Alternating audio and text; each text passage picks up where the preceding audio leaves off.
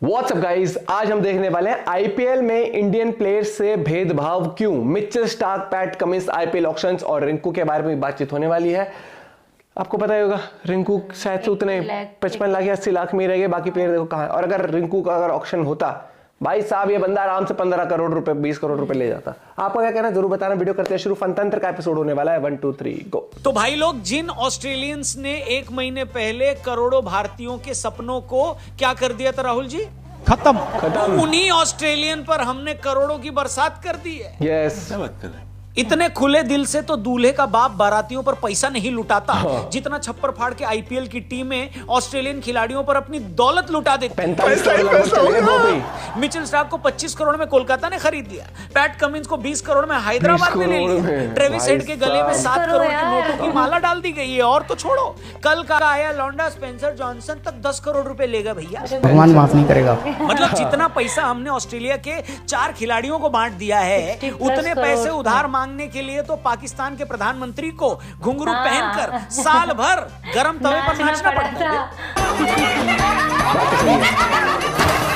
बात तो सही सुना है रिजवान अहमद तो टीवी के नीचे चद्दर बिछाकर बैठ गए थे, ये सोचकर कि बोली के टाइम अगर 10-20 हजार नीचे गिर जाएंगे तो चद्दर में डालकर घर ले जाएंगे। भाई मारो मुझे मारो। सच में यार, मैं तो सोच रहा हूं कि अगर पाकिस्तानी खिलाड़ियों को भी आईपीएल में पार्टिसिपेट करने की छूट होती और उनको भी अगर इंडियन करेंसी में 10-10 करोड़ रुपए मिल रहे होते, तो भाई पाकिस्तानी आर्मी ने तो अपने प्लेयर्स को गिरवी रखकर चीन से आटे की थैलियां ले लेनी थी। Are you comedy me? पता चला पाकिस्तानी प्रधानमंत्री शाहीन अफरीदी को किसी शेख के पास गिरवी रखकर बदले में 2 साल तक अपनी गाड़ी में तेल भरवा रहे। भैया लाहौल विलाकुवत। सच में यार, पाकिस्तानियों का तो क्या ही मजाक बनाओ, अपनी ही बात कर लेते हैं। हर साल जब भी आईपीएल का ऑक्शन आता है तो मैं डिप्रेशन में चला जाता हूँ, और उसका रीजन भी है, मैं तो भैया कॉमन आदमी हूँ और कॉमन आदमी की तरह सोचता हूँ। सोचो यार, जो बंदा 5 साल की नौकरी के बाद आज भी 25,000 नहीं कमा पा रहा, जो 5 तारीख से सैलरी आने के लिए अगले महीने की 1 तारीख का वेट करना शुरू कर देता है, जिसे अच्छे से पता है कि अगर इसी सैलरी पर अगले 10 साल तक उसे 10% का भी इंक्रीमेंट मिलता रहा तो भी 10 साल बाद वो महीने के एंड में 2,500 की ही सेविंग कर पाएगा। जैसे तैसे अगर सेविंग कर भी ली और उस 2,500 की 20 साल के लिए एसआईपी भी करा दी, तो भी 20 साल में इन्फ्लेशन एडजस्ट करने के बाद उसके हाथ में 5 लाख रुपए नहीं आने। क्या बात है सर, क्या बात है सर। और अपनी इसी बेबसी पर आंसू बहाने जब ये आदमी बाथरूम की तरफ जा रहा होता है तो उसे ख्याल आता है कि अरे स्टार्क तो कुछ नहीं, सैम करन को भी पंजाब ने 18.5 करोड़ में खरीदा था। ये याद आते ही वो गश खाकर नीचे गिर पड़ता होगा। ये खबर सुनकर उसका पूरा मोहल्ला डिप्रेशन में चला जाता होगा। उसे अच्छे से पता है कि अगर पूरा मोहल्ला भी जॉइंट अकाउंट खुलवा कर उसमें 20 साल सेविंग कर ले तो भी वो लोग 20 साल में 18.5 करोड़ नहीं जोड़ पाएंगे। और यहाँ उससे ज्यादा पैसा ये करनवा 2 महीने क्रिकेट खेलकर कमा लेता है। वो करनवा जिसका खुद इंग्लैंड की टीम में खेलने का कोई ठिकाना नहीं है। सच में यार, किसी भी इंसान को ये बात बहुत ज्यादा हर्ट करेगी अगर उसे पता चले कि वो तो जयदेव उनादकट से भी गया गुजरा है, नहीं? लेकिन अगर आप भी आईपीएल की इन मोटी मोटी बोलियों को देखकर डिप्रेशन में आ गए तो उदास नहीं होना। पिछले 24 घंटों में आईपीएल टीमों में बहुत कुछ बदल गया है। तो सबसे पहले बात मिचेल स्टार्क की कर लेते हैं, जिन्हें कोलकाता ने लगभग 25 करोड़ में खरीद लिया। जी हाँ, 25 करोड़ रुपए। कुछ लोग तो ये भी बोल रहे हैं कि शाहरुख भाई ने साल भर में जवान और पठान से जितना कमाया था वो सारा का सारा पैसा गौती भाई ने 12 मिनट में मिचेल स्टार्क पर खर्च कर डाला। वो मिचेल स्टार्क जो एक तरह से 2015 के बाद से आईपीएल भी नहीं खेला है। 2018 में भी कोलकाता ने उसे 10 करोड़ में खरीदा था, मगर कुछ मैच खेलने के बाद ही मिचेल स्टार्क की नाजुक कमरिया लचक गई थी और वो अपना माल बटोर के कंगारू भूमि को फुर हो गया था। इसलिए कोलकाता वालों, अभी से समझ जाओ, ये ऑस्ट्रेलियन आईपीएल खेलने के लिए ना अपनी चाइनीज कॉपी ही भेज देते हैं, मेरे को लगता है। ये स्टार्कवा 25 करोड़ लेकर भी ना 3 मैच के बाद ये बोल सकता है कि चच्चा आ रहे हो चच्चा, मुझे बवासीर हो गई है, हमका घर जाना है, इसलिए इसके किसी भी पैंतरे में फंसना मत। चाहे तो इसका पैर हाथी के नीचे क्यों ना आ जाए, चाहे तो इसे व्हील चेयर पर बिठाकर बॉलिंग क्यों ना करानी पड़े, लेकिन एक बॉल का पैसा वसूले बिना इसे घर मत जाने देना भैया। कितने डालेगा? 4 ओवर। वैसे इन ऑस्ट्रेलियन खिलाड़ियों का बढ़िया है भैया, इस साल टेस्ट चैंपियनशिप भी जीत लिया, वनडे वर्ल्ड कप भी जीत लिया, उससे पहले न तो मिचेल स्टार्क आईपीएल खेले न पैट कमिंस, और जब सब कुछ जीत जिता गए तो इन्हें लगा कि चलो अब पैसा भी लूट ले। वैसे ये बीसीसीआई की स्ट्रैटेजी भी हो सकती है कि इन सब ऑस्ट्रेलियंस को इतना पैसा दे दो कि ये कहीं के ना रहे, आगे से कोई ऑस्ट्रेलियन ये बोलने की हिम्मत न करे कि मैं आईपीएल नहीं खेलूंगा। पैसा देकर इन्हें हर साल आईपीएल खिलाओ, 2 महीने की गर्मी में उनसे बॉलिंग बैटिंग करवा के उन्हें चूस लो। इस बीच एक आध इंजर्ड होकर 5-6 महीने के लिए बाहर हो जाएगा, और जब तक वो दोबारा फिट होगा अगले आईपीएल सीजन का टाइम हो जाएगा। मतलब same to same Hardik Pandya वाला मामला। भाई पूरा साल यहाँ वहां गिरकर अपने घुटने तुड़वाते फिरते, मगर जैसे ही आईपीएल शुरू होता है तो अंडरटेकर की तरह धरती का सीना फाड़कर बाहर आ जाते हैं। बीसीसीआई का यही प्लान है कि हार्दिक की तरह अब ऑस्ट्रेलियन को भी पैसे का ऐसा चस्का लगाओ कि इंटरनेशनल क्रिकेट के लायक ही न रह जाए। वैसे कल की बोली के बाद एक भाई ने ट्विटर पर ऐसी बात लिखी जिसे पढ़कर मेरे तो आंख से आंसू आ गए। भाई ने लिखा कि ये पैट कमिंस, ट्रेविस हेड और मिचेल स्टार्क जो 19 दिसंबर को बिके हैं, अगर ये महीना भर पहले 19 नवंबर को ही बिक गए होते तो आज वर्ल्ड कप हमारे हाथों में होता। अब मैं क्या ही कहूँ, मेरा तो अपने मोबाइल स्टैंड से लिपट कर रोने का मन कर रहा है। खैर हंसी मजाक अपनी जगह, मुझे लगता है कि हर बार की तरह इस बार भी सबसे इंटेलिजेंट बाय चेन्नई ने करी है। मतलब सचिन रविंद्र जैसे प्लेयर को, जो शानदार टॉप ऑर्डर बैट्समैन है, बढ़िया स्पिनर है, अगर आप उसे 2 करोड़ से भी कम में खरीद रहे हो तो ये बढ़िया डील है। इसके अलावा डैरल मिशेल को भी सीएसके ने ले लिया है। कॉनवॉय और सैंटनर पहले से ही सीएसके में, तो आप ये कह सकते हो कि चेन्नई ने बड़े स्ट्रेटेजिकली न्यूजीलैंड के 4 प्लेयर्स को अपने साथ जोड़ लिया है ताकि टीम रैपो बनाने में भी आसानी हो। इसके अलावा अल्जारी जोसेफ और यश दयाल को भी बेंगलुरु ने खरीद लिया है। अब इनके आने से बेंगलुरु की बॉलिंग कितनी मजबूत होगी मुझे नहीं पता। वहीं गुज्जू भाई हर्षल पटेल को पंजाब वालों ने 12.25 करोड़ में खरीद लिया है, भी गजब है यार। जो बॉलर नेशनल टीम में नहीं है उनको बड़े बड़े प्लेयर से ज्यादा पैसे मिल रहे हैं। वैसे आईपीएल में उनका रिकॉर्ड अच्छा है, मगर उन्हें मिलने वाला पैसा हैरान करता है। क्या पता ऑक्शन से पहले हर्षल पटेल कोई लॉर्ड जयदेव उनादकट से कोई झाड़ा लगवा कर आए हो। आखिर ओवरपेड प्लेयर्स की दुनिया में असली गैंगस्टर तो वही है, जयदेव भाई रॉक्स। इसके अलावा कौन सा प्लेयर कहां गया, क्या कॉम्बिनेशन बन रहा है, ये आपको अब तक पता चल ही गया होगा, इसलिए मैं उसकी डिटेल में नहीं जाऊंगा। मगर एक इशू जिस पर मैं बात करना चाहता हूं वो है हमारा आईपीएल टीमों का फॉरेन प्लेयर्स को लेकर ऑब्सेशन, स्पेशली ऑस्ट्रेलियन प्लेयर्स को लेकर। हम मान रहे हैं कि Mitchell Starc world class left arm bowler है, मगर क्या वो व्हाइट बॉल क्रिकेट में बुमराह से भी अच्छा बॉलर है, वो भी इंडियन कंडीशंस में? बिल्कुल नहीं। मगर आप इन दोनों को मिलने वाले प्राइस को कंपेयर कर लो। ऐसी बात आकाश भाई ने, आकाश चोपड़ा ने भी कल कही कि फॉरेन प्लेयर्स के लिए टीमों को अलग फंड रखना चाहिए, वरना यार ये तो बड़ा अजीब लगता है कि इंडियन प्रीमियर लीग है और आप यहाँ इंडिया के ही वर्ल्ड क्लास प्लेयर्स को कम पैसा दो और फिरंगियों को सिर्फ इसलिए करोड़ों रुपए दे दो क्योंकि वो ऑस्ट्रेलिया या इंग्लैंड से हैं। कोई सेंस है इस बात की? अब आप इन्हीं इंडियन कंडीशंस में रिंकू सिंह और किसी दूसरे फिरंगी प्लेयर को कंपेयर कर लो।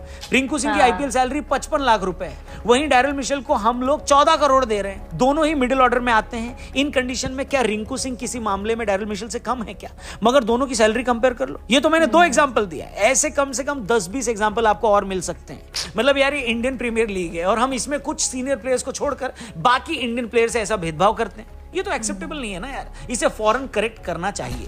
दूसरा इशू जिस पर बड़ा कलेश मचा है वो है मुंबई में हार्दिक की कप्तानी को लेकर। यहां भी रोहित भाई के फैंस बहुत नाराज हैं और मुझे लगता है कि उनकी नाराजगी कुछ हद तक जस्टिफाइड भी है। यार हर फ्रेंचाइजी को ये राइट है कि वो फ्यूचर को देखते हुए अपनी स्ट्रैटेजी बनाए, अपना कप्तान चेंज करे, मगर आप उस आदमी को थोड़ी तो रिस्पेक्ट दो जिसने आपको 5 बार आईपीएल ट्रॉफी जितवाई हो, जो टीम इंडिया का करंट कप्तान भी है। मुझे नहीं पता ये डिसीजन लेने से पहले रोहित को कॉन्फिडेंस में लिया गया था या नहीं, मगर जिस तरह की खबरें आ रही हैं उससे ऐसा लगता नहीं है कि सब ठीक है। इसके अलावा टीम में अनरेस्ट की कुछ और भी खबरें चल रही हैं। सचिन तेंदुलकर के भी मुंबई से अलग होने की बात थी। यार बात यह है ना कि ये सिर्फ मुंबई का मामला नहीं है, अगर इसमें बहुत सारे वो प्लेयर्स भी इन्वॉल्व हैं जो टीम इंडिया का भी पार्ट हैं, तो इसका डायरेक्ट असर टीम इंडिया के एटमॉस्फेयर पर भी पड़ेगा कि नहीं पड़ेगा। मगर लगता है कि ये सारी बातें सोची नहीं गई हैं, बस ऐसे ही हो गया है। इसलिए मुंबई वालों थोड़ा अपना घर ठीक कर लो, वरना आगे मुश्किल हो सकती है। मगर इन सारे केओस के बीच एक बात बड़ी स्टैंड आउट करती है, वो ये कि यार इतने आईपीएल सीजन हो गए हैं, इतनी टीमें बनी हैं, कुछ नई ऐड हुई हैं, एक आधी बनकर खत्म भी हो गई हैं। इस बीच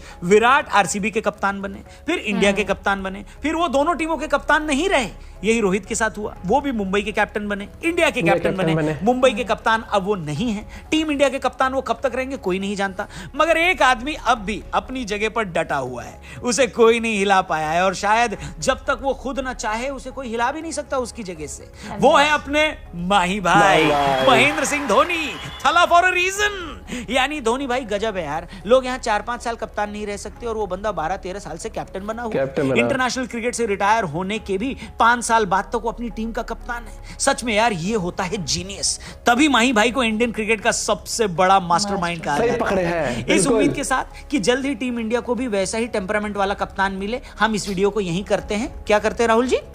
खत्म। बाकी आपकी इन मुद्दों पर क्या क्या राय है? क्या आपको लगता है कि फॉरेन प्लेयर्स के कंपैरिजन में इंडियन प्लेयर्स के साथ भेदभाव होता है इन टर्म्स ऑफ मनी? इसके अलावा मुंबई में हार्दिक और रोहित को लेकर जो कंट्रोवर्सी चल रही है उस पर आप क्या सोचते हैं? इस पर भी कमेंट सेक्शन में अपनी राय जरूर दें। और जाते जाते राय दे दो, आप कितना पैसा दे दो, लेकिन मुझे लगता है फिर जो इस चीज के अंदर फंस जाते हैं, जैसे रिंकू इस टाइप के प्लेयर्स, मुझे लगता है अगर उनका परफॉर्मेंस एक्स्ट्रा ऑर्डिनरी रहा है किसी सीजन में तो और उनकी काबिलियत दिखती है और वो इंडिया को भी रिप्रेजेंट करने लगे, जैसे तब तक इंडिया भी नहीं खेला था रिंकू लास्ट आईपीएल में, अब इंडिया भी खेल रहा है, तो कॉन्ट्रैक्ट रिन्यू होना चाहिए। ये स्कीम आनी चाहिए। अगर कोई प्लेयर अनकैप्ड था लेकिन वो कैप्ड प्लेयर हो गया, इंडिया को रिप्रेजेंट कर चुका है, काबिलियत उसकी आपको दिख चुकी है, तो फिर उसके लिए कोई टर्म्स एंड कंडीशंस होनी चाहिए भैया कि उसको अगर आपको रिटेन करना। अगर कोई अनकैप्ड प्लेयर कैप्ड होके, लेकिन एक से नीचे ये मुझे थोड़ा शॉकिंग लगा, बहुत स्पेशली जब वो लास्ट आईपीएल में भी इतना चल और अभी भी इतना बढ़िया। और सच्चाई ये है कि भैया मिचेल स्टार्क कितने 4 ओवर फेंकेगा, सही में 4 ओवर फेंकेगा, और हर बार रिकॉर्ड रहा है ऑस्ट्रेलियन प्लेयर्स का, वो आधे रास्ते में छोड़ जाते हैं। अच्छा चलता हूँ, अगले आईपीएल में याद करना, ऐसा करके चल जाते हैं वो। वही वाली बात आती है। और मतलब चलो उन्हें ये नहीं कह रहे कि उनका कम करो, लेकिन जो अपने प्लेयर हैं उनको तो रिस्पेक्ट मिलती है। और बहुत सारे इंडियन प्लेयर्स थे जिनके मुझे समझ नहीं आता कि उनको इतना कम मिलता है पैसा क्यों। फिर भी भैया पैसा हमें कम लगता है, कमा तो बहुत ही रहे हैं, लेकिन फिर भी एक उस लेवल पर वो है तो उनके माइंडसेट में भी कहीं ना कहीं आता होगा वो चीज। अभी अगर मैं बात करूं, मुझे आरसीबी की बॉलिंग बिल्कुल स्ट्रांग नजर नहीं आ रही है, झूठ नहीं बोलूंगा भैया। उन्होंने यश दयाल को लिया और एक और बॉलर लिया, मतलब नहीं लग रही मुझे, इतनी स्ट्रांग नहीं लग रही जितनी की अगर एग्जांपल अगर स्टार्क उधर चला गया, कमिंस उधर, उनकी फिर भी स्ट्रांग। तो आरसीबी क्या पैतरा आजमाने वाली देखते हैं। लेकिन कुछ भी कहो, आरसीबी का फैन बेस इतना लॉयल, इतना स्ट्रांग है ना, गजब लेवल पर। और भैया उनका जो खुद का भी जो मैनेजमेंट भी है, वो भी बहुत ज्यादा छेड़खानी नहीं करते अपने प्लेयर्स से। वो देख लो ना, चेन्नई सुपर किंग भाई, जब तक धोनी है ना तो कप्तानी मुझे लगता है उनको ही करनी चाहिए। ये चीज है। जिस दिन धोनी डिसाइड, जडेजा ने भी मना कर दिया था ना उस टाइम पे, दिया था, लेकिन उसने वापस मैच हारने लग गई थी ना सीएसके तब। मुझे लगता है कि ये डिसीजन तो होना चाहिए भाई एमएस धोनी का कि जब तक वो खेलना चाहे वो खेले, लेकिन जब तक वो खेले तो कप्तानी वही करेंगे। उन्होंने एक अलग ही भाई, वो ऐसे मतलब ऐसा शातिर दिमाग है ना उनका। एक चीज है, मतलब धोनी जैसा कैप्टन ना, जो कहते हैं मास्टरमाइंड, कई बार क्या होता है, कल भी मैंने एक वीडियो में हमने देखा भी था कि सिर्फ बैट से रन बना के जिताने वाला कैप्टन का रोल ही अलग हो जाता है भैया, रोल ही अलग हो जाता है। क्योंकि अगर देखोगे लास्ट जो चेन्नई वाला मैच था वो कितना इंटरेस्टिंग था। उसमें बैट नहीं चला था धोनी का, लेकिन दिमाग देखा जब वो ऑफ फील्ड गया था, उसे मैच रोका, किसको कहाँ खड़े करना है फील्डिंग में। रिंकू सिंह के लिए बुरा लगा है मुझे, और आपको भी लगा होगा, आई एम श्योर। आप अपना पॉइंट ऑफ व्यू शेयर कर सकते हैं। कुछ प्लेयर्स हैं, मुझे लगता है इंडियन प्लेयर्स जो बहुत ज्यादा हाई प्राइस में गए, उतना नहीं होता कुछ प्लेयर्स, लेकिन समीर, लेकिन जैसे अब एग्जांपल, फिर हम ये कह देते कि इतने हाई चले गए। अब समीर रिजवी जो है सीएसके ने लिया है, अब वो 8 करोड़ में गया है कुछ। तो देखो यार, वो एक प्लेयर फंस जाता है बिडिंग में। ये टीम कहती है हम देंगे 2 करोड़, दूसरी कहती है 3 देंगे, 4, 5, तो जहां 2-3 करोड़ में कोई प्लेयर तो वो अब टीम ने कह दिया हमें तो चाहिए भैया, तो फिर वो ले लेते, क्योंकि उनके पास पैसों की कमी है नहीं, बजट अच्छा खासा होता है, तो फिर उनको 20 करोड़ 25 करोड़ कि वो टीवी के नीचे लेटा था, थोड़े बहुत गिर रहे। मिलते हैं आपसे वीडियो के साथ, बाय बाय, टेक केयर।